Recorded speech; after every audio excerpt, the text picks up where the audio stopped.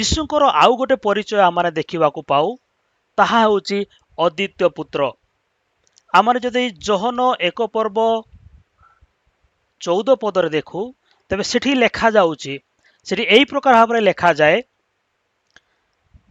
ସେହି ବାକ୍ୟ ଦେହବନ୍ତ ହେଲେ ପୁଣି ଅନୁଗ୍ରହ ଓ ସତ୍ୟରେ ପରିପୂର୍ଣ୍ଣ ହୋଇ ଆମମାନଙ୍କ ମଧ୍ୟରେ ବାସ କଲେ, ଆଉ ପିତାଙ୍କ ଠାରୁ ଆଗତ ଅଦ୍ୱିତୀୟ ପୁତ୍ରଙ୍କ ମହିମା ସଦୃଶ ଆମ୍ଭେମାନେ ତାହାଙ୍କ ମହିମା ଦେଖିଲୁ।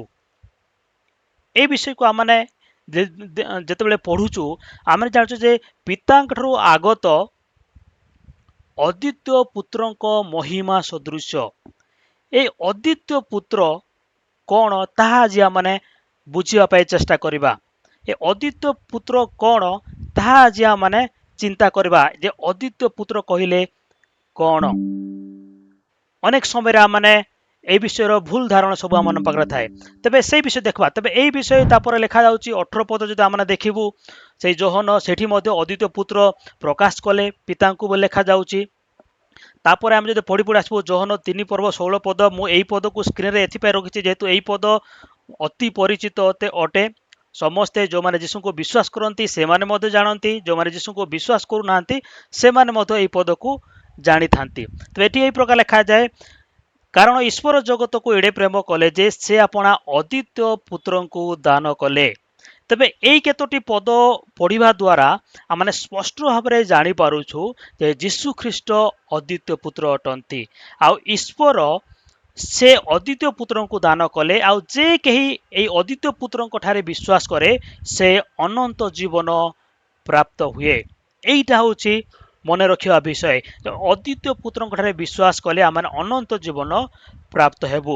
ତେବେ এই ଅଦ୍ୱିତୀୟ ପୁତ୍ର, এই ଅଦ୍ୱିତୀୟର ଅର୍ଥ କଣ ତାହା ଆମେ ଜାଣିବା ଗୁରୁତ୍ୱ ଅଟେ। ଅଦ୍ୱିତୀୟର ଅର୍ଥ ହେଉଛି ସାଧାରଣ ଭାବରେ ଦ୍ୱିତୀୟ ନାହିଁ। ମୁଁ ପୁଣି ଥରେ ଏଟାକୁ ରିପିଟ୍ କରିବି। ଅଦ୍ୱିତୀୟର ଅର୍ଥ ହେଉଛି ଦ୍ୱିତୀୟ ନାହିଁ। ଏଇଟା ହେଉଛି ସାଧାରଣ ଅର୍ଥ ଯେ ଅଦ୍ୱିତୀୟର ଅର୍ଥ ହେଉଛି ଦ୍ୱିତୀୟ ନାହିଁ। ତେବେ ଈଶ୍ୱରଙ୍କର ଏକ ଅଦ୍ୱିତୀୟ ପୁତ୍ର ତାହାର କଲେ ଅର୍ଥ ହେଉଛି କଣ, ଆଉ ଦ୍ୱିତୀୟ ପୁତ୍ର ଆଉ ନାହିଁ। সেই ପ୍ରକାର ଆମେ ଏଇଟାକୁ ବୁଝିପାରିବୁ। ଆଉ ଯେତେବେଳେ ଜଣେ ନୂତନ ବିଶ୍ୱାସୀ এই ବିଷୟକୁ ଦେଖେ ଅଦ୍ୱିତୀୟ ପୁତ୍ରଙ୍କୁ, ଆଉ ମୁଁ ଯେତେବେଳେ ବାଇବଲ ପଢ଼ିବା ଆରମ୍ଭ କଲି ସେ ସମୟରେ ମୁଁ ମଧ୍ୟ କିଛି ବିଷୟ ମୋ ପାଖରେ ଭୁଲ ଧାରଣା ଥିଲା। এই ଅଦ୍ୱିତୀୟ ପୁତ୍ର, এই ଅଦ୍ୱିତୀୟର ଶବ୍ଦର ଭୁଲ ଧାରଣା ମୋ ପାଖରେ ମଧ୍ୟ ଥିଲା। ସେ ଧାରଣା ଗୋଟେ କଣ ଯେ ଯୀଶୁ ଈଶ୍ୱରଙ୍କ ଅଦ୍ୱିତୀୟ ପୁତ୍ର। ଏହାର ଅର୍ଥ କଣ, ଯୀଶୁ ହିଁ ଈଶ୍ୱରଙ୍କର ଏକମାତ୍ର ପୁତ୍ର, ଆଉ ଦ୍ୱିତୀୟ କେହି ନାହିଁ। ତେବେ ମୁଁ ଚିନ୍ତା କରୁଥିଲି, ମୁଁ ଜାଣିନାହିଁ ଆଜି ଅନେକ ନୂତନ ବିଶ୍ୱାସୀ ମାନେ ବା ଯେଉଁମାନେ ବାଇବଲ ପଢ଼ନ୍ତି ସେମାନେ ଏହି ପ୍ରକାର ଭାବରେ ଚିନ୍ତା କରନ୍ତି କି ନାହିଁ, କିନ୍ତୁ ମୁଁ ଚିନ୍ତା କରୁଥିଲି ଅଦ୍ୱିତୀୟ ପୁତ୍ରର ଅର୍ଥ ହେଉଛି ଯେ ଯୀଶୁଙ୍କର ଆଉ ଗୋଟେ ପୁତ୍ର ନାହିଁ, ସେଥିପାଇଁ ଯୀଶୁଙ୍କୁ ଅଦ୍ୱିତୀୟ ପୁତ୍ର ବୋଲି କୁହାଯାଏ। ମୁଁ ଏହି ପ୍ରକାର ଭାବରେ ଚିନ୍ତା କରୁଥିଲି। ଯୀଶୁଙ୍କୁ ଅଦ୍ୱିତୀୟ ପୁତ୍ର ବୋଲି ଏଥିପାଇଁ କୁହାଯାଏ ଯେହେତୁ ଈଶ୍ୱରଙ୍କର ଆଉ ଗୋଟେ ପୁତ୍ର ନାହିଁ। କିନ୍ତୁ এইটা ହେଉଛି ଗୋଟିଏ ଭୁଲ ଧାରଣା। এইটা ଗୋଟେ ହେଉଛି ଭୁଲ ଧାରଣା। এই ଯେଉଁ ଦ୍ୱିତୀୟ ପୁତ୍ର ବା এই ଅଦ୍ୱିତୀୟ ଶବ୍ଦ ତାର ଅର୍ଥକୁ ଆମେ ବୁଝିବାକୁ ହବ। ତେବେ ଅନେକ ଲୋକ ଆଜି ମଧ୍ୟ ଅଛନ୍ତି ସେମାନେ ଭାବେ ଅଦ୍ୱିତୀୟ ପୁତ୍ର କହିଲେ କଣ, ଈଶ୍ୱରଙ୍କର ଦ୍ୱିତୀୟ ପୁତ୍ର ନାହିଁ ସେଥିପାଇଁ ଯୀଶୁଙ୍କୁ ଅଦ୍ୱିତୀୟ ପୁତ୍ର ବୋଲି କୁହାଯାଏ। କାହିଁକି ଯଦି ଆମେ ଆଗକୁ ଆହୁରି ଦେଖିବା, ଏବ୍ରୀ 11 ପର୍ବର 17 ପଦ ଆଉ 18 ପଦରେ ଏହି ପ୍ରକାର ଭାବରେ ଲେଖାଯାଏ, ବିଶ୍ୱାସ ଦ୍ୱାରା ଅବ୍ରାହମ ପରୀକ୍ଷିତ ହୋଇ ଇସାକଙ୍କୁ ଉତ୍ସର୍ଗ କଲେ। ହଁ, ଯେଉଁ ବ୍ୟକ୍ତି ପ୍ରତିଜ୍ଞା ସମୂହ ପ୍ରାପ୍ତ ହୋଇଥିଲେ, ଯାହାଙ୍କୁ କୁହାଯାଇଥିଲା ଯେ ଇସାକ ଠାରୁ ତୁମର ବଂଶ ଖ୍ୟାତ ହେବ, ସେହି ବ୍ୟକ୍ତି ଆପଣା ଅଦ୍ୱିତୀୟ ପୁତ୍ରଙ୍କୁ ଉତ୍ସର୍ଗ କରିବାକୁ ଯାଉଥିଲେ। ତେବେ ଏଠି ମଧ୍ୟ ଆମେ ଦେଖିପାରୁଛୁ ଏବ୍ରୀ 11 ପର୍ବରେ ଇସାକ ଅବ୍ରାହମଙ୍କର ଅଦ୍ୱିତୀୟ ପୁତ୍ର ଥିଲେ। ଇସାକ ଅବ୍ରାହମଙ୍କର ଅଦ୍ୱିତୀୟ ପୁତ୍ର ଥିଲେ। ଆମେ ଯଦି ପୁରାତନ ନିୟମର ଆଦି ପୁସ୍ତକ 22ରେ ଯଦି ଦେଖିବା, এই ବିଷୟ ସ୍ପଷ୍ଟ ଭାବରେ ଲେଖାଯାଉଛି ଯେ ଇସାକ ଅବ୍ରାହମଙ୍କର ଅଦ୍ୱିତୀୟ ପୁତ୍ର। କିନ୍ତୁ ଯଦି ଆମେ ବର୍ତ୍ତମାନ ଚିନ୍ତା କରିବା, ଯେଉଁ ଅଦ୍ୱିତୀୟର ଅର୍ଥ ଆମେ ଚିନ୍ତା କରୁଥିଲୁ ଯେ ଅଦ୍ୱିତୀୟର ଅର୍ଥ 2 ନମ୍ବର ଆଉ ପୁଅ ନାହିଁ, କିନ୍ତୁ ଅବ୍ରାହମଙ୍କ ଜୀବନରେ ଯଦି ଆମେ ଦେଖିବା ତେବେ ଅବ୍ରାହମଙ୍କର ପ୍ରାୟ 8ଟି ପୁତ୍ର ଥିଲେ। केवल इसाक बोली पुत्र नथिले तांको पाखरे, केवल इसाक तांको पाखरे नथिले, तांकर और अन्य पुत्र माने मध्य थिले। तेबे एई जो अद्वितीयर अर्थ आउ अन्य पुओ माने नाही बोली कहबा भूल अटे। एई अद्वितीयर अर्थ आउ अन्य पुओ माने नाही बोली कहबा भूल अटे। तेबे एईटा गोटे भूल धारणा जहाँ मो पाखरे थिला, सेथिबे मो चिंता करे आज अनेक लोक पाखरे अच्छी आ केते युवक युवती मान पचारली अद्वितीयर अर्थ कौन, से माने मत एई प्रकार भाव चिंता करती। तेबे एईटा गोटे भूल धारणा। अद्वितीयर अर्थ द्वितीय पुत्र नाही बा अन्य पुत्र माने आउ केही नाही, एहा कहबा होउची भूल धारणा। जेतु अब्राहम को पुत्र इसाक को अद्वितीय पुत्र बोल कहा जाए, जदि बा तांकर अन्य पुत्र माने थिले,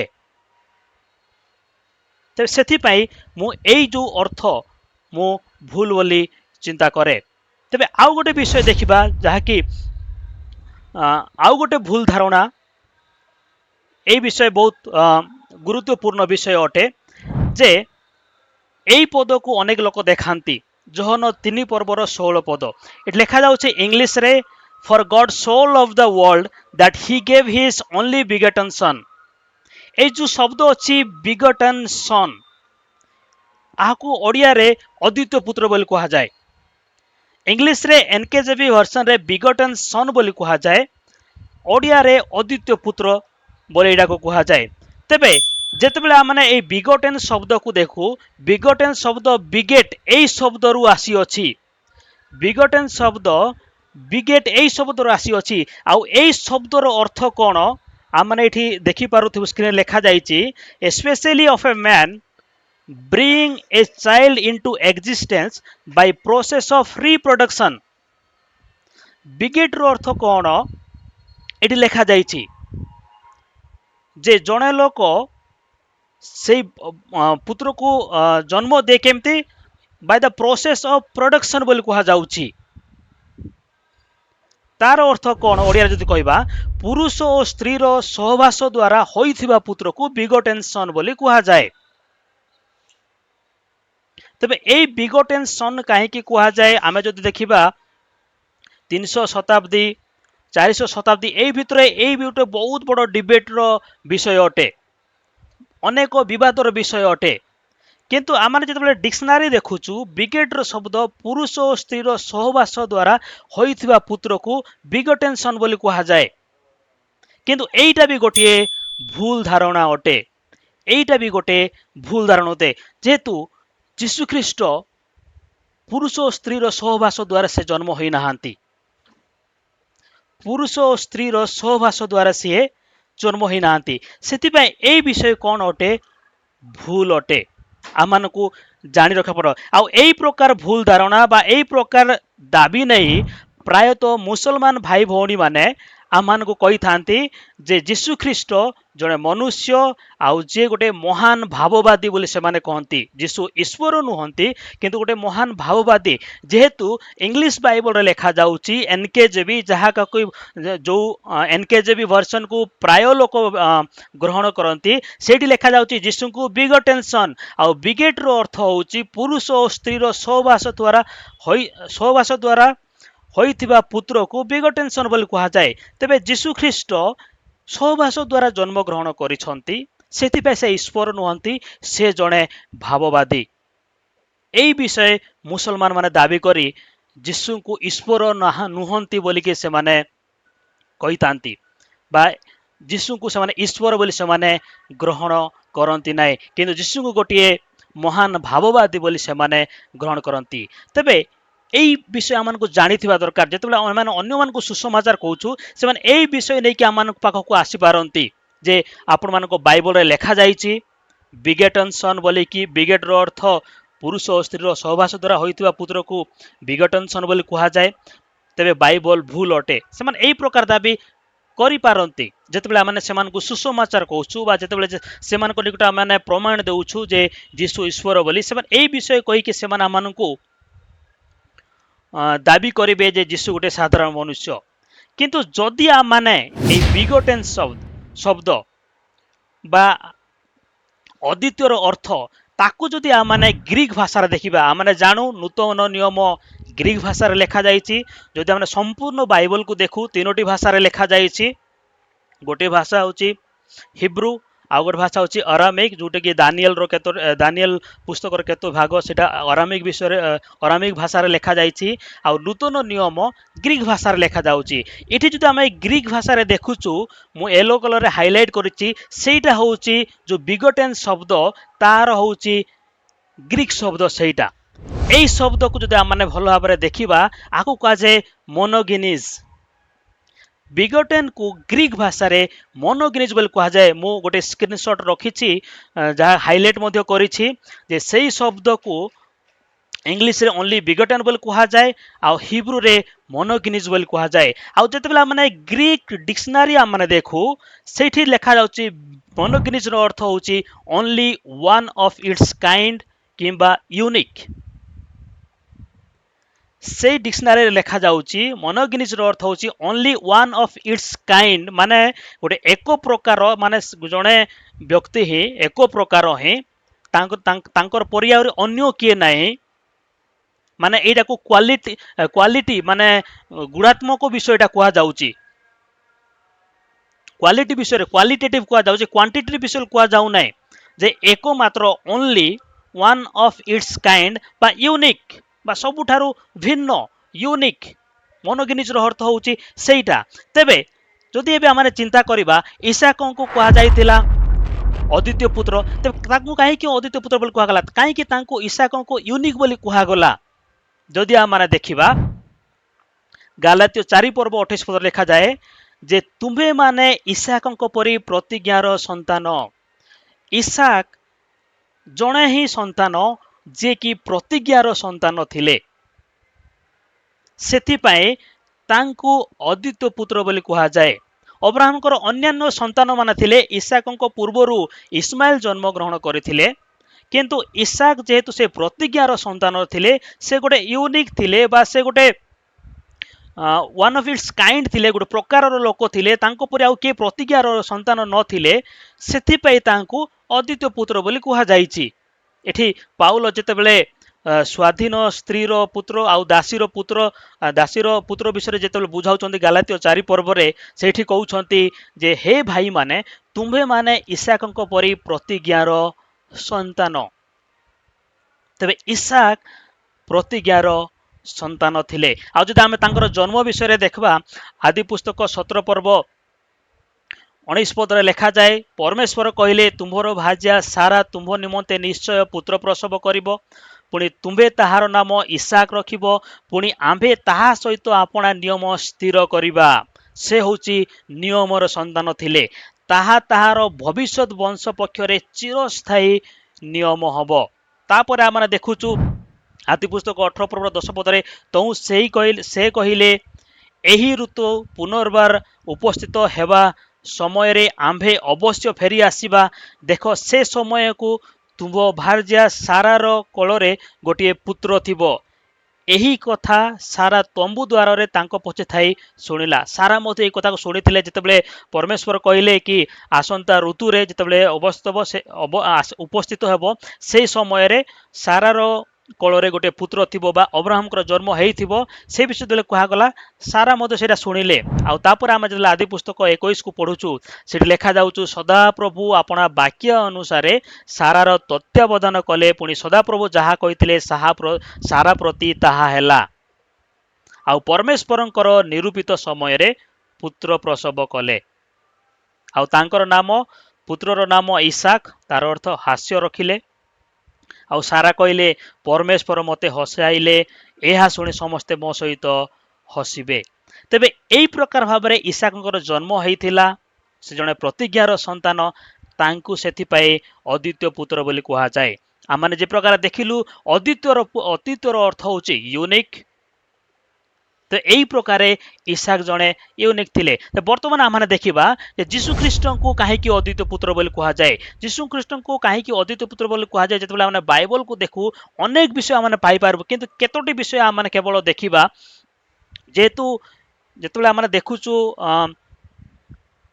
जोहन ଯୋହନ ଯେତେବେଳେ ଆମେ ପଢୁଛୁ ଯୀଶୁ ସିଧାସଳଖ ଭାବରେ ସେ ନିଜର ପରିଚୟ ସେ ଦେଉଛନ୍ତି ବା ନିଜକୁ ଈଶ୍ୱର ବୋଲି ସେ ପ୍ରକାଶ କରୁଛନ୍ତି। ସେଥିପାଇଁ ଯିହୁଦୀ ଲୋକମାନେ ତାଙ୍କୁ ମାରିବା ପାଇଁ ମଧ୍ୟ ସେମାନେ ଯୋଜନା କରୁଛନ୍ତି। ତେବେ ଯୀଶୁଙ୍କୁ କାହିଁକି ଅଦ୍ୱିତୀୟ ପୁତ୍ର ବୋଲି କୁହାଯାଏ?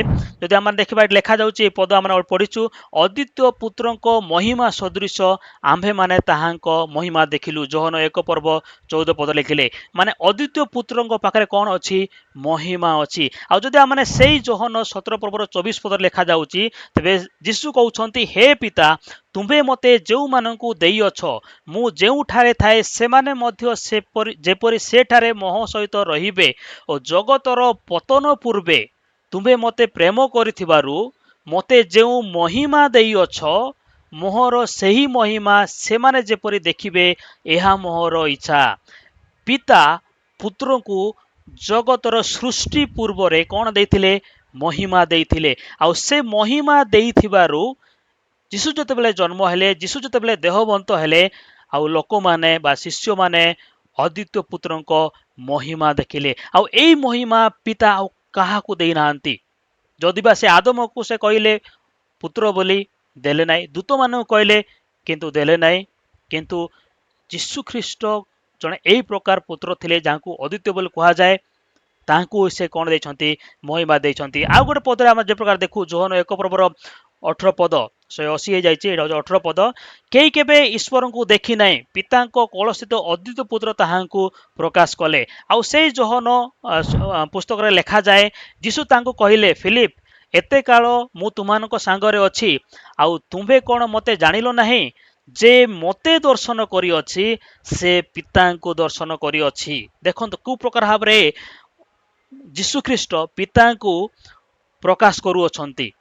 ଯେ ମୋତେ ଦର୍ଶନ କରିଅଛି ସେ ପିତାଙ୍କୁ ଦର୍ଶନ କରିଅଛି। ତେବେ ଏଇ ପ୍ରକାରେ ଯୋହନ ପୁସ୍ତକରେ ଆମେ ଅନେକ ବିଷୟ ଆମେ ଦେଖିପାରିବା ଯେ ପୁତ୍ର ପିତାଙ୍କୁ କି ପ୍ରକାର ପ୍ରକାଶ କରୁଛନ୍ତି। ଏ ବିଷୟ ମାନେ ଭଲ ଭାବରେ ଅଧ୍ୟୟନ କରିପାରିବା ଯଦି ସମୟ ହେବ, ବା ଆଗାମୀ ଦିନମାନଙ୍କରେ ଆମେ ଏହି ବିଷୟ ଦେଖିବା ଯେ ଯୋହନ ପୁସ୍ତକରେ ଯୀଶୁ ଖ୍ରୀଷ୍ଟ କିଏ। ଏହି ବିଷୟ ଆମେ ଯଦି ଅଧ୍ୟୟନ କରିବା ବା ଆପଣମାନେ ମଧ୍ୟ ବ୍ୟକ୍ତିଗତ ଭାବରେ ଅଧ୍ୟୟନ କରିବେ, ତେବେ ଆପଣମାନେ ଜାଣିପାରିବେ ଯୀଶୁ କୋଉ ପ୍ରକାରେ ଅଦ୍ୱିତୀୟ ଅଟନ୍ତି। ତେବେ ଅଦ୍ୱିତୀୟ ପୁତ୍ର ଯୀଶୁ ଅଟନ୍ତି, ଯାହାଙ୍କୁ ପିତା ଈଶ୍ୱର ମହିମା ଦେଇଥିଲେ ଜଗତର ସୃଷ୍ଟି ପୂର୍ବରୁ। ଆଉ ଏଠି ଦେଖୁଛୁ ଯୀଶୁ ନିଜେ କହିଲେ ଯେ ମୋତେ ଦେଖିଅଛି ସେ ପିତାଙ୍କୁ ଦେଖିଅଛି, ଯେହେତୁ ସେ ମଧ୍ୟ ଜାଣିଥିଲେ ଯେ ମୁଁ ପିତାଙ୍କୁ ପ୍ରକାଶ କରୁଅଛି।